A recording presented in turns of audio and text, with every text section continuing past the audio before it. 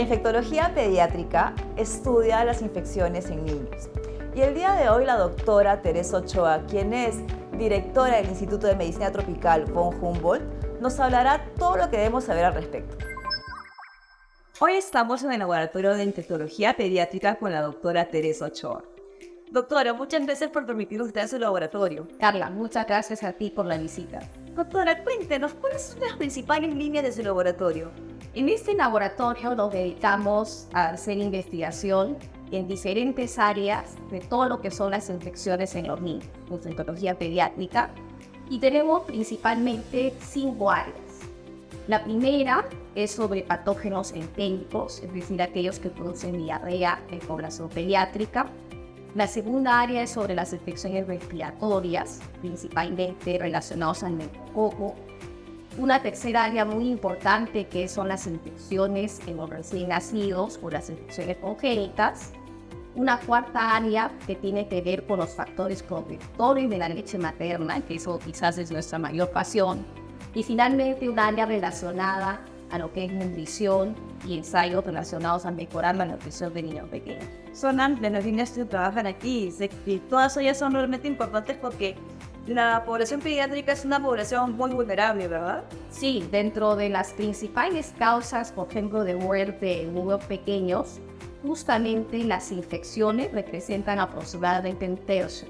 Incluyen justamente lo que son infecciones neonatales, recién nacido, lo que es neumonía y lo que es diarrea.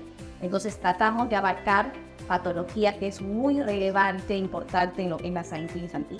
Bastante frecuente, ya lo vamos en otras oportunidades, en otros programas, son las infecciones gastrointestinales, pero las respiratorias también son graves. Sí, efectivamente, en población pediátrica se estima que más o menos un 10 a 14% de todas las muertes en niños menores de 5 años en el mundo se deben a neumonía. Justamente, una de las ramas de nuestro laboratorio es investigar las principales causas asociadas a neumonía en niños. ¿Cuáles son esas principales causas? ¿Por qué es tan frecuente en niños la neumonía? Bueno, la neumonía es muy frecuente en niños porque todavía no tienen desarrollado bien su sistema inmune, muchos de ellos todavía están vacunados y están susceptibles por la exposición a otros niños, adultos mayores, etc. Pero dentro de todas las causas que producen neumonía están los virus, que son sumamente importantes. Todos hemos vivido la pandemia del COVID-19, un virus que fue terrible. Pero aparte de los virus están las bacterias. Y de hecho las bacterias hay una que es sumamente importante, que es el neumococo. Su nombre es Streptococcus pneumoniae, pero lo conocemos como neumococo, que es causa número 1 de neumonía. Pero en niños, además de producir neumonía, puede producir bacteremia, a veces que esta bacteria se mete a la sangre, o puede también producir meningitis, que es una infección muy severa. ¿Cómo se puede darse cuenta de que un recién nacido, un niño pequeño está con principio de neumonía o está infectado de esta enfermedad? Sí, las mamás siempre se preocupan cuando un niño tiene tos y tiene fiebre. La mayoría de las veces esos síntomas van a estar relacionados a un proceso respiratorio alto, una faringitis, en la gran mayoría de casos. Pero si el niño sigue con mucha dificultad para respirar, tiene tos, está haciendo fiebre, tenemos que estar seguros que no haya un compromiso pulmonar. Entonces, usualmente como médicos auscultamos al paciente y tratamos de encontrar la causa para darle el mejor antibiótico y mejor tratamiento. ¿Pero sería exagerado una mamá que al primer indicio vaya a la consulta médica o...? Bueno, eso va a depender un poquito de la edad. Mientras el niño sea más pequeño, obviamente tiene menos defensas y hay más riesgo de que pueda tener una infección para el cual él no tenga defensas, ¿no? Mientras el niño va creciendo, ya está expuesto a otros patógenos, si tiene cierta inmunidad, ha estado vacunado, y la mamá podría esperar un poquito antes de acudir al médico, ¿no? Pero lo que hacemos en el laboratorio justamente es estudiar a ese neumococo. Estamos centrados en estudiar al neumococo, en ver su frecuencia, en ver a qué antibióticos es resistente y también conocer qué serotipos tiene. Eso te iba a preguntar, en varias oportunidades también hemos hablado mucho de la resistencia a antibióticos por parte de las bacterias. Entonces, en un niño pequeño ya puede tener resistencia a los antibióticos la bacteria que le infecte o no necesariamente. Uno pensaría que no. Sin embargo, ya de los estudios que hemos hecho, y nuestro grupo de investigación ha hecho muchos estudios en lo que llamamos enfermedad invasiva, es decir, cuando el neumococo entra al pulmón o entra a la sangre o al cerebro. Hemos hecho 3 estudios grandes y también hemos hecho estudios de portadores, es decir, estudiamos en niños que están sanos, vemos si están colonizados con el neumococo en la nasofaringe y ahí estudiamos cómo está la resistencia y cómo están los serotipos. Y lo que hemos encontrado es que pese a que pueden ser muy pequeños a partir de los 2 meses, que pese a que pueden no haber recibido antibióticos, tienen neumococos que son resistentes. Acá hay algo que me llamó mucho la atención. ¿Pueden tener neumococo ya colonizado y no tener enfermedad? Sí, efectivamente. El neumococo puede estar colonizando la nasofaringe, o sea, un poquito al fondo de la nariz, y vive ahí por un tiempo. A veces cambia con otro serotipo, a veces no está presente, pero puede estar lo que llamamos colonizar. Y justamente en nuestros estudios, que hemos hecho un estudio muy grande con más de 2.000 niños en diferentes partes en Perú, hemos estudiado que más o menos entre el 20 al 25% de los niños tienen al neumococo ahí. Y no se necesita sin producir síntomas, está colonizado. Entonces el neumococo está en la nasofaringe, no pasa nada, pero si en algún momento el niño le bajan las defensas, coge una infección viral, otra infección, sobre todo respiratoria alta, este neumococo puede entrar a la sangre y de ahí producir neumonía, bacteriemia, meningitis. Una cosa que he mencionado en varias oportunidades ahorita es serotipos. ¿Qué cosas son los serotipos cuando habla del neumococo? Sí, son sumamente importantes y son como diferentes tipos de esta bacteria. Entonces el neumococo es fascinante porque es un hongo gram positivo y tiene una cápsula que está formada de carbohidratos, de polisacáridos. Y dependiendo de los polisacáridos de la cápsula se determina qué tipo es, qué serotipo. ¿Y esto por qué es importante? Porque hoy en día hay más de 90, se han identificado 90 serotipos de neumococo. ¿Y por qué es importante? Porque las vacunas que tenemos hoy en día están centradas o relacionadas a los serotipos. Entonces, por ejemplo, ahora en el Ministerio de Salud, como parte de nuestro Programa Nacional de Vacunación, tenemos una vacuna que es la 13 valente, es decir, que cubre a los 13 serotipos más frecuentes. También hay una 23 valente. Entonces, justamente el objetivo, la importancia de nuestra investigación es saber qué neumococos están circulando en el Perú. Porque qué es lo que ha pasado, y es sumamente interesante, y de eso los papás tienen que saber, que cuando el niño se vacuna, está protegido contra esos serotipos, que le da la protección la vacuna, pero en ese nicho ecológico, que es la nasofaringe, puede empezar a aparecer otros neumococos que no están en la vacuna y podrían producir enfermedad. Entonces nuestra investigación está tratando de ver cómo está dándose este reemplazo de los serotipos luego de la introducción de la vacuna. Hay serotipos más frecuentes, realmente por localidades, por regiones. ¿Y qué pasa ahora por la globalización y que es tan fácil y en tan poco tiempo uno se va de aquí a la China? Cuando viajan con niños pequeños que están vacunados, pero podría ser vulnerables a otro serotipo de neumococo en otro país. Sí, efectivamente, porque los serotipos cambian de región en región y los serotipos también van cambiando en el tiempo. Entonces, por ejemplo, ahora les mencioné que tenemos en el Perú la vacuna 13 valente, pero ya, por ejemplo, en Estados Unidos ha salido una vacuna 15 valente y 20 valente.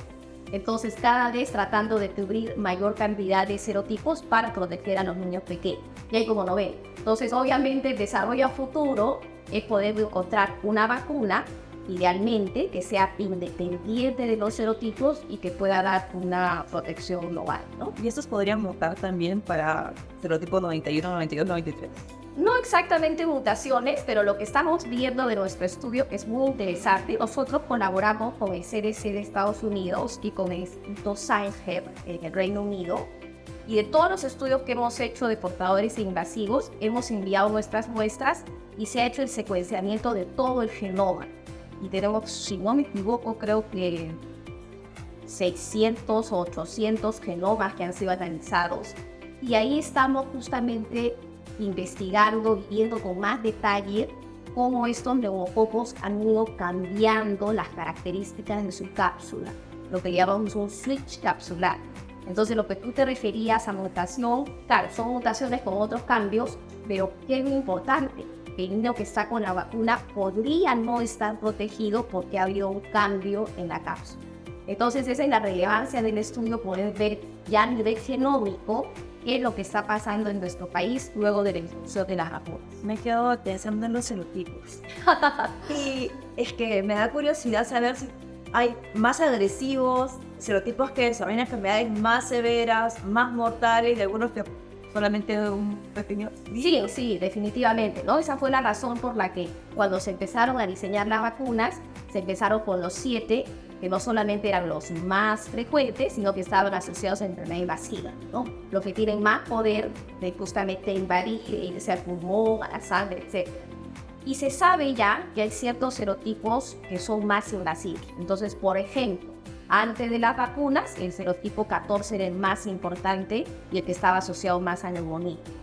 Gracias a las vacunas, ese serotipo ya casi no lo tenemos, pero ahora estamos enfrentándonos a un nuevo serotipo que es el 19A, que es muy agresivo, produce neumonía con empiema, con derrame pleural, produce otomasolitis y además, para mala suerte, fue un serotipo muy resistente a los antibióticos.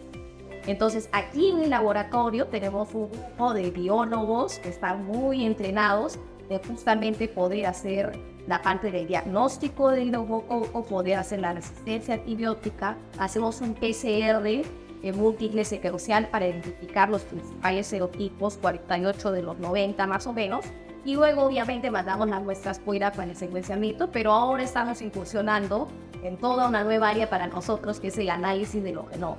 Que yo no entiendo mucho, pero ellos sí que ni meten. Doctora, qué importante lo que nos cuenta, porque para mucha gente la palabra neumonía resulta común, como dice, ¿no? Después del tema del COVID, neumonía es una palabra común que la relacionamos con algunos síntomas, pero no tenía idea que tenía toda una gama tan amplia de posibilidades y también dificultades para prevenirla y para tratarla.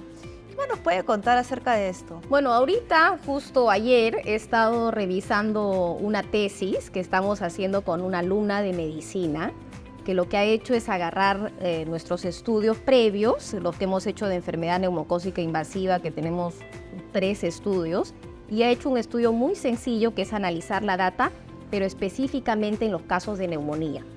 Y son resultados sumamente interesantes que estamos encontrando. Uno de ellos, por ejemplo, es que en los casos de neumonía de este último periodo, neumonía por neumococo, tenemos una tasa de resistencia a la acitromicina de 90%. Y esto es algo que la gente no sabe. ¿Y por qué se da la resistencia? Porque los médicos recetan para cualquier cosa acitromicina. Le duele el oído, acitromicina. Le duele la garganta, acitromicina. Tiene un poquito de tos, acitromicina, ¿no? Tiene un poco de diarrea, acitromicina. Entonces, ahorita nuestros neumococos son sumamente resistentes y realmente si quisiéramos tratar bien una neumonía, tenemos que escoger un antibiótico para el cual no es resistente.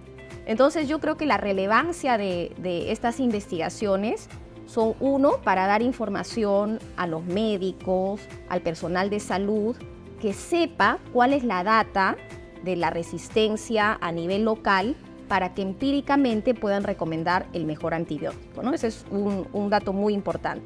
El segundo dato, y quizás nuestro principal aporte al Perú, ha sido que desde que empezamos nuestros estudios de neumococo, hemos podido mostrar al Ministerio de Salud, a las personas que toman decisiones para incorporar las vacunas, que efectivamente teníamos muchas cepas de neumococo y que era importante introducir la vacuna. Entonces, eso muestra cómo a través de la investigación nosotros podemos aportar con datos para que se tomen decisiones en salud pública. Así que estamos muy satisfechos de este trabajo y esperamos seguir trabajando más en la línea neumococo. Y no solamente para el personal médico, sino también para las madres, saber que tenemos que buscar una vacuna que cubra la mayor cantidad de cepas y también, siempre lo recalco, quitarnos esa mala costumbre porque a veces no es que el médico nos recete, sino que como a mi hijito la vez pasada le dio, le curó, le doy, ¿no? Y ya está como un poquito, vamos a darle por si acaso. Y finalmente creamos un mayor problema. Definitivamente, y ahí sí estoy completamente de acuerdo, no solamente es la educación al personal de salud, sino sobre todo a los padres de familia. Un padre de familia que está educado, que sabe, debería cuestionar a su médico si le quiere dar un antibiótico.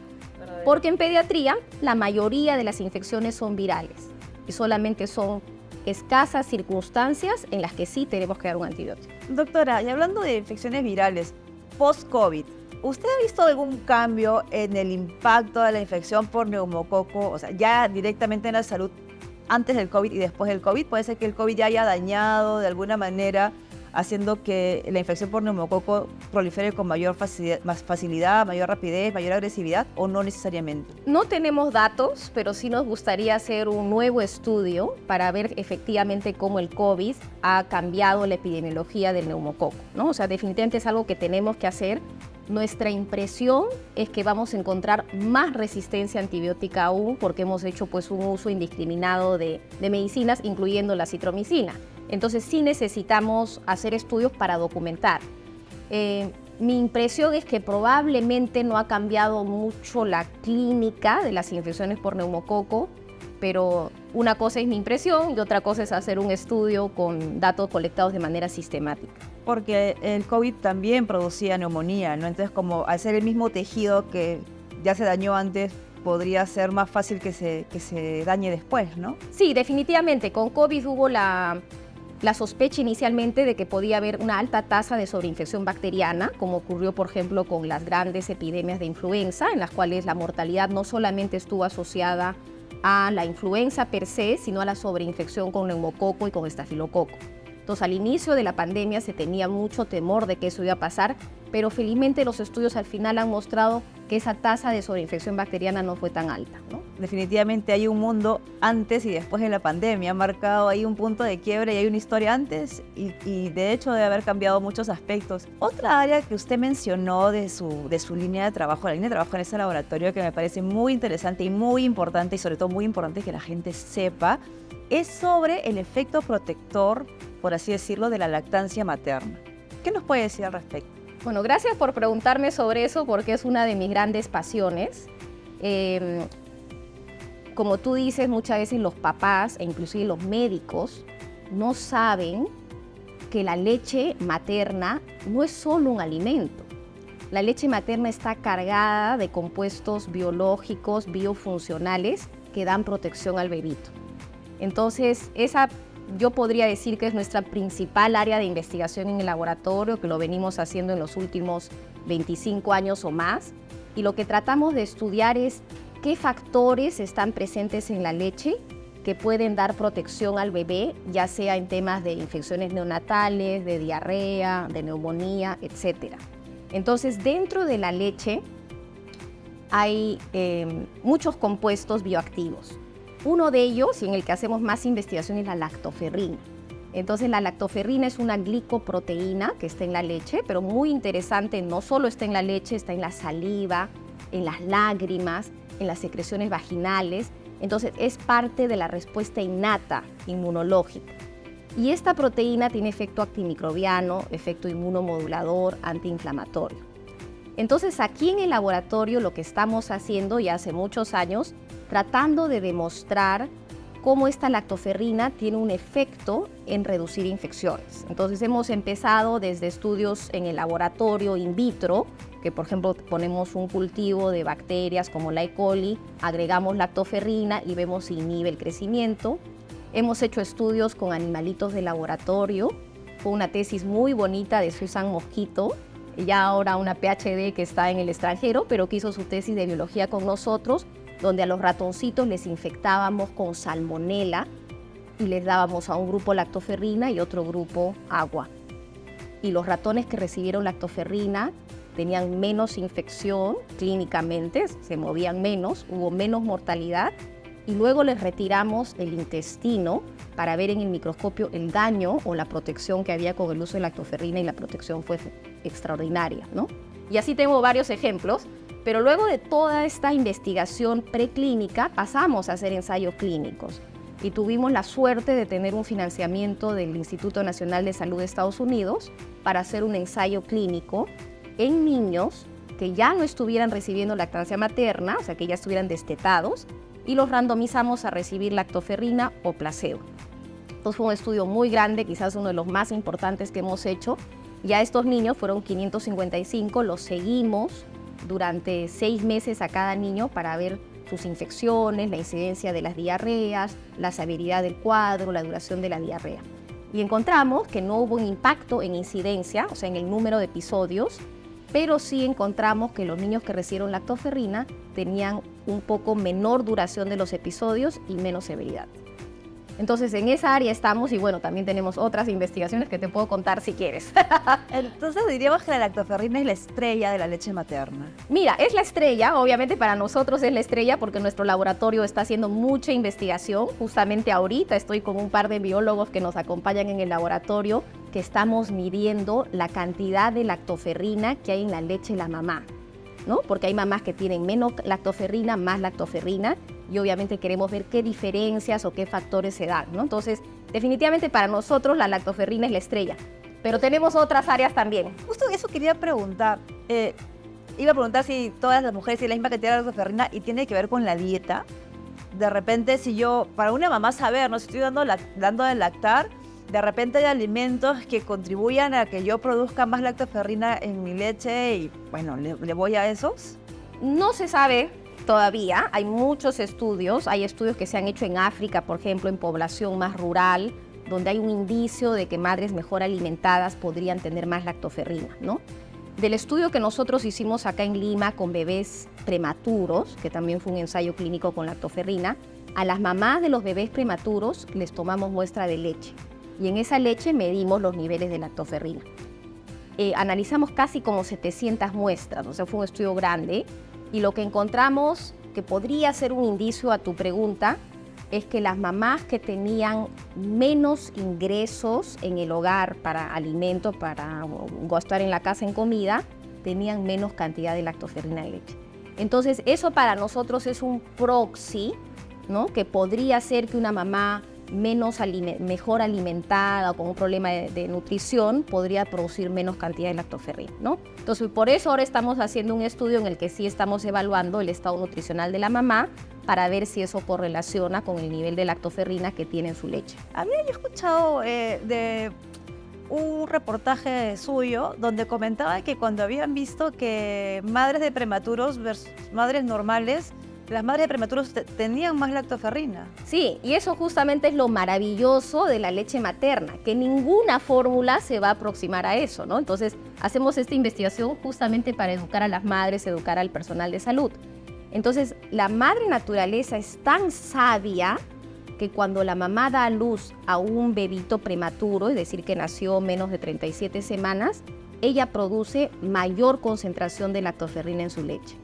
Entonces, y justo en los primeros días, que es el calostro, ¿no? El calostro es esa leche media que parece aguadita, que muchas veces las mamás no saben y la quieren descartar. Esa leche está rica, está llena de lactoferrina, está llena de anticuerpos, porque más que nutrición es un baño inmunológico. Entonces, en nuestro estudio encontramos que las mamás de bebés prematuros tenían mayor cantidad de lactoferrina en su leche, que por alguna razón está ahí, y probablemente para proteger al bebé. Entonces podemos decir que un niño que lacta tiene menos probabilidades de diarreas, de enfermedades respiratorias o de cualquier tipo de infección. Definitivamente, y hay muchísimos estudios en la literatura, inclusive metaanálisis, que han demostrado que la lactancia materna exclusiva, es decir, solo la leche de la mamá, sin ninguna otra agüita, ninguna otra leche, una oncita adicional de leche, nada de eso, la lactancia materna exclusiva en los primeros 6 meses de vida correlaciona, pero muy significativamente, con tener menos episodios de diarrea, menos mortalidad por diarrea, y en el neonato también hay mucha información que correlaciona con menor cantidad de sepsis, que son las infecciones severas en el recién nacido, menor mortalidad y menor enterocolitis necrotizante, que es una entidad muy severa que le puede dar a los prematuros. Si el bebito recibe leche de la mamá y solo leche de la mamá, todo esto disminuye. Entonces hay mucha evidencia con respecto a eso. Doctora, imagino que todo el trabajo que nos cuenta, que es muchísimo, no lo hace usted sola. Definitivamente. Tenemos un equipo muy grande, multidisciplinario, que incluyen biólogos, médicos, biólogos moleculares y por supuesto también alumnos de medicina, de biología, de tecnología médica. Y por supuesto quiero que sepan que las puertas están abiertas, las puertas de nuestro laboratorio, para todos aquellos alumnos que quieran incursionar haciendo investigación en estas áreas. Y ya como para cerrar, ¿qué consejo usted, qué mensaje le daría a los jóvenes? ¡Wow! Tantos consejos hay, pero si les gusta investigación, yo creo que lo más importante es tocar las puertas de los laboratorios, de los grupos de investigación que ya están establecidos y empezar a participar ayudando en cosas simples, quizás por ahí les dan un trabajito, surge un proyecto. Entonces, incursionar en los grupos de investigación para que encuentren esa pasión y encuentren un tema que les puede motivar para empezar una carrera como investigadores. Doctora, muchísimas gracias. El tiempo se nos queda corto cuando hablamos de temas tan interesantes. Esperamos poder volver en otra oportunidad para que nos cuente las demás líneas de investigación que son tan importantes, ¿no? La salud de los niños es sumamente importante porque son el futuro del país. Encantadísima de poder volver a conversar y cuando quieras. Muchas gracias, doctora, y muchas gracias a ustedes por acompañarnos. Ya saben, síganos en nuestras redes, suscríbanse al canal y nos vemos pronto en una nueva edición de Soy Cayetano.